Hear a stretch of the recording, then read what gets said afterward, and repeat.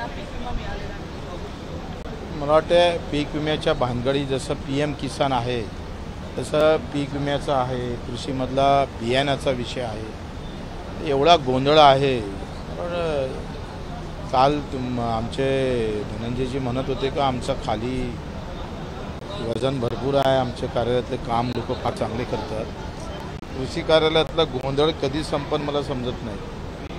म्हणजे वेळेवर बियाणं न भेटणं, बियाणं भेटलं तर ते चांगलं न भेटणं, खताची मारामारी होणं, पीक विम्याचे तेच प्रॉब्लेम आहे, PM किसानचे ते प्रॉब्लेम आहे। या संदर्भात मला वाटते कायमची एक उपाययोजना आपण केल्या पाहिजे सरकारनं, नाहीतर लोक मग कार्यालय हाती घेतल्याशिवाय राहणार नाही।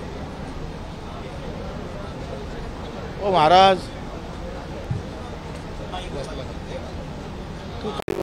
तुम्ही सामाजिक प्रश्न मोठ्या स्तरावर व्यापक स्तरावर मांडता, अनेक वेळा शासकीय कर्मचाऱ्यांना मारहाण पण झाली आहे, त्याचं समर्थन होऊ शकत नाही, पण सभागृहामध्ये नेहमी बच्चू भाऊ आक्रमक असतात, असं का होतं? समर्थन काऊन करत ना तुम्ही? समर्थन काऊन करत ना? मारल्याचं समर्थन का करत नाही? अहो तुम्ही मारल्याचं समर्थन का करत नाही सांगा ना। मग तुम्ही समर्थन करायला पाहिजे। कायदा मोडताना तुम्ही सांगा, आज माझ्याकडे जुन्नरमधला शेतकरी आला, काय नाव रे ते झालं, जुन्नरमधला, त्याची 4 वर्षापासून जमीन आणि घर पाण्यात गेलं। 4 वर्षापासून तो आमदाराकडे 3 डाव गेला, गावित साहेबाकडे 2 डाव गेला। आदिवासी शेतकरी आहे, त्याचे वडील मरण पावले, एक भाऊ 80% दिव्यांग आहे, आणि त्याला 3 वर्षापासून शेती 4 एकर पाण्यात गेली, उपासमारीची वेळ आली। एवढा सगळा पत्रव्यवहार 2020 पासून करतोय तो। आखरी तहसीलदाराला आज फोन केला, त्याला सांगितलं तिथं येऊन ठोकतोय म्हणून तुला, सुनील रावते नावाचा आहे। मग त्यानं लगेच फोन केला शेतकऱ्याला, म्हणे आज आता अहवाल पाठवतोय। काय करायचं मग तुम्ही सांगा ना, तसं वागतो। हां,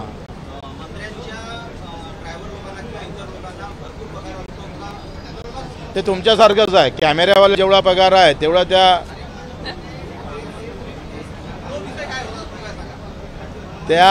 ST मध्ये, आता ST मध्ये जो चालक आहे तो 50 जणांना घेऊन जातो, आणि तुम्ही जर STची व्यवस्था जर पाहिली तर ड्रायव्हर चालकाजवळच इंजन आहे, म्हणजे अधिक वाईट आहे। तुम्ही त्या इंजनपाशी 15-20 मिनिट पण उभे राहू शकत नाही। आमच्या अध्यक्ष साहेबाचा ड्रायव्हर AC मध्ये जातं, फुल इंजन मागाय ते चालं, आणि त्याला कुठल्याही प्रकारच्या फार कष्ट लागत नाही। त्याला 38-30 हजार रुपये महिना आहे, आणि आमच्या ST चालकाला जो 50 लोक रोज घेऊन जातं इकडे तिकडे, हजारो लोकांची सेवा करतोय, त्याला 12,000 का? मग अफजल खान छत्रपती शिवाजी महाराजांना कापला काऊन? तर तो न्याय आणण्यासाठी कापला होता। मी तेव्हा तेच म्हटलं, सभागृहात आता कोणाच्या थोबाडीत मारली पाहिजे आपण? असं का होतं या देशामध्ये? तुम्ही सांगा, चांगला खेळाडूंना जर सुवर्ण पदक आणलं तर 1 कोटी भेटते, आणि दिव्यांगांना सुवर्ण पदक आणलं तर 3 लाख भेटते। ही विषमता आहे देशामध्ये, आणि तुम्ही TV वाले कधीच दाखवत नाही। कुठे दाखवलंय?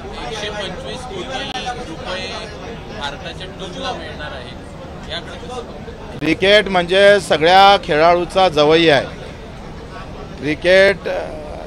क्रिकेट म्हणजे एखादा आमचा कुस्तीगीर सुवर्ण पदक आणते तर तिथं त्या तुमचे कॅमेरे जात नाही, आमचे नेते जात नाही, लोकही जात नाही।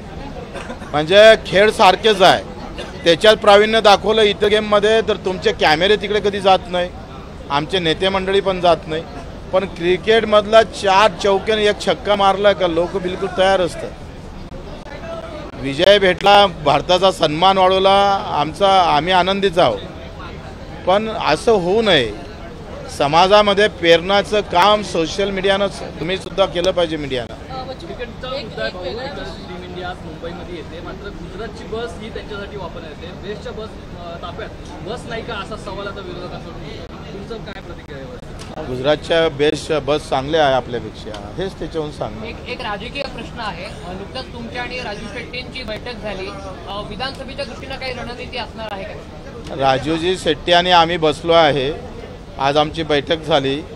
धीरे धीरे सगळे लहान मोठे जे कार्यकर्ते आहे त्यांना एकत्रित करून मूठबांधणी करण्याचा प्रयत्न आम्ही करतो आहे आणि त्याला आम्हाला यश येईल. एक वेगळा प्रश्न असा आहे की आज संभाजीराजेंनी पत्रकार परिषद घेतली. त्यांनी ऑनलाईन गेमिंगचा मुद्दा उपस्थित केलेला आहे.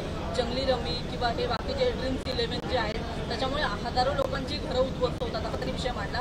तुम्ही देखील काही काळापूर्वी आम्ही आता आंदोलन केलेलं होतं. त्यांनी असं त्यांचं असं म्हणणं आहे की जर गृहमंत्र्यांनी या विषयावरती जर सभागृहात भूमिका मांडली नाही तर आम्ही विधान भवनावर येऊन आंदोलन करू. त्यानंतर दुसरा एक विषय असा सुद्धा होता की जशा पद्धतीने RR पाटील यांनी डान्स बार बंदी केली आपल्याला चांगला महसूल मिळत असून सुद्धा तरी सुद्धा आणि याच विषयावरती जसं ऑनलाईन गेमिंगच्या माध्यमातून आपल्याला मोठ्या रकमेचा GST मिळतो तर सरकारने अशा पद्धतीने RR पाटलांसारखी भूमिका घ्यावी, मोठा निर्णय घ्यावा, अन्यथा आम्ही आंदोलन करू. अगदी बरोबर आहे.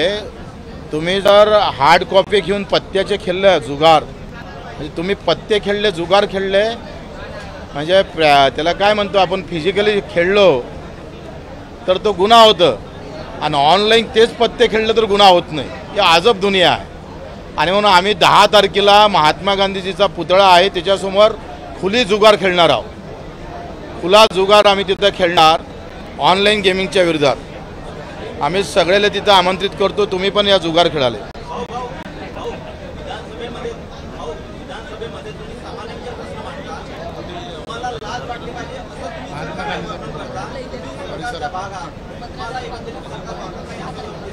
कसं आहे सरकारचा भाग आहे म्हणजे काही सहन करायचं असं नाही आहे. मैं उतना गुलाम नहीं हूँ. जे खरं आहे ते खरं, खोटं आहे ते खोटं. बच्चू कडूनं आयुष्यात हे जपलं म्हणून बच्चू कडू आहे. तो फक्त आमदार नाही आहे.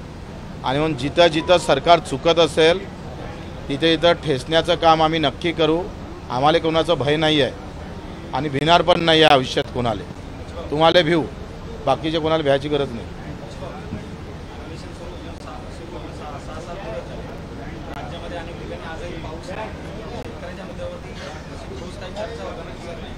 काय होतंय हा अवेळी पाऊस आणि नाही पाहिजे तेव्हा पाऊस. सगळं जुगार सगळा खेळ निसर्गावर आणि निसर्गातून सुटला तर मग सरकारवर. तुम्ही सांगा दुधाले 5 रुपये भाव वाढवून दिले आणि केंद्र सरकारनं 10 टन भुकटी आयात केली. एवढे मूर्ख कुठे हिंदुस्थानात सापडून का? एवढे मूर्ख असतं का? इकडे 5 रुपये द्यायचे भाव वाढले म्हणून, भुकटी आणायची भाव कमी व्हायचे म्हणून. आणि दुसऱ्या इकडे अशाच पद्धतीचा गेम सुरू आहे. तुम्ही सांगा 2021ला सोयाबीनवर 35% आयात शुल्क वापरलं होतं आणि 35% आयात शुल्क लावल्यामुळं काय झालं का बाहेरचं जे तेल आहे पाम तेल ते आलं नाही आणि सोयाबीनचे भाव मे महिन्यात 2021मध्ये 10,000 होते. आजच्या मे महिन्यामध्ये सोयाबीनचे भाव 4,000 आहे. 21 ते 24चा जर प्रवास पाहिला तर 21ला भाव जास्त होते आणि 24ला भाव कमी आहे.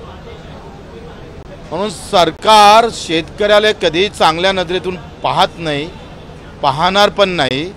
कारण आमच्या हाती त्यांनी भगवा निळा हिरवा झेंडा दिला आहे आणि तुम्हाला तेच दाखवायचं आहे. तुम्हाला ते दाखवण्यात मजा वाटते. हिरवा मोठा का भगवा मोठा का निळा मोठा. आणि इथे निवडणुका जेथपर्यंत जाती धर्मावर आधारित होईल तोपर्यंत काही खरं सामान्य माणसाचं नाही.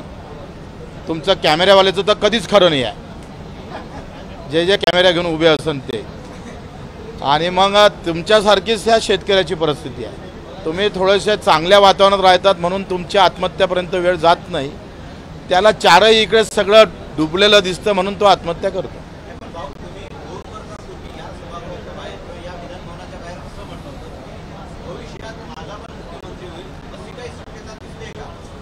का असं का नाही होऊ शकत? तुम्ही सांगा. काही होऊ शकते. तो काय पंतप्रधान ते देवगौडा झाले होते ना 8 खासदारावर. आमचे 2 आहे. आम्ही जेव्हा 10 घेऊन येऊ नाही मुख्यमंत्री झाला तरी आम्ही म्हणून तसा मुख्यमंत्री करेल हे मात्र नक्की आहे.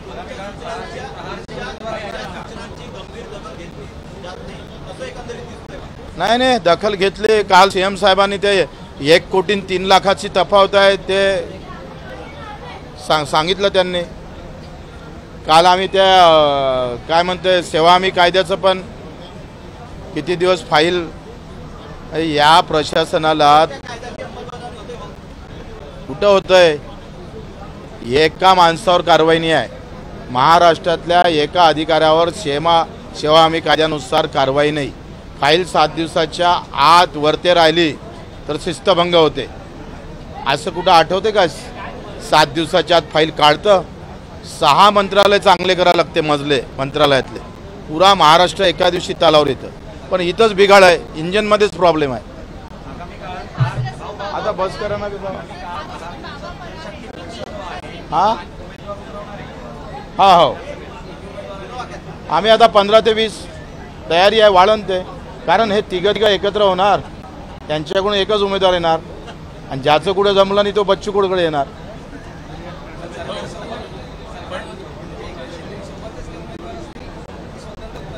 स्वतंत्र हां कोणाला मतदान करणार आहात? अरे गोपनीय आहे. भंग करतो ह्या मतदानाचा भंग करू नये असं विचारता येत नाही. गुन्हा दाखल होऊ शकतो. दुसरं पाहायचं तर विधानसभा देखील जवळ आहे. महायुतीचा एक भाग म्हणून देखील तुम्ही होता किंवा एकनाथ शिंदे बरोबर तुम्ही गेला होता. यंदा काय भूमिका घेणार आहात? कशा प्रकारे समोर जाणार? यंदा आम्ही आता 9 ऑगस्टला आमचा संभाजीनगरले मोठं संमेलन आहे. 9 ऑगस्टला आम्ही 1-1.5 लाख लोक घेऊन मोर्चा काढणार आहोत तिथल्या विभागीय कार्यालयावर आणि तिथून आम्ही विधानसभेची वाटचाल सुरू करणार. पण तुम्ही मुख्यमंत्र्यांसोबत असणार का? ते आलेला वेळ समजन. ते आमच्यासोबत राहीन का आम्ही त्यांच्यासोबत राहू ते ठरवू आपण. हां बोला काय का हाथरस मध्ये एका बाबाने प्रवचन ठेवलेलं होतं. हां त्या बाबाच्या प्रवचनामध्ये चेंगराचेंगरी झाली आणि जवळपास 121 जणांचा मृत्यू पण झाला. जाव काय इतकी गर्दी करून लोकांना पण काही समजलं पाहिजे ना. मैं क्या बोलता हूँ कि लोगों ने भी इतनी भीड़ नहीं करना चाहिए. अगर भीड़ होती है तो प्रशासन क्या किया उन पर कार्रवाई होना चाहिए. इतने लोग अगर वहाँ मर गए हैं तो फिर प्रशासन ने क्या किया. वहाँ का एसपी हो या वहाँ का कलेक्टर हो उसको निलंबन होना चाहिए उसका तुरंत.